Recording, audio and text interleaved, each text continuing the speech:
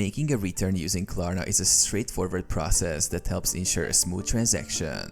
Here's how to do it. Check the merchant's return policy. Before initiating a return, review the specific return policy of the retailer where you made your purchase. Each merchant may have different rules regarding return timelines and conditions. Log into Klarna. Open the Klarna app or visit the Klarna website. Log into your account using your email and password. Navigate to your purchases. In the app, go to the Purchases section or My Klarna. Here, you will see a list of your recent orders. Select the order. Click on the order you wish to return. You will find details about the purchase, including items and payment information.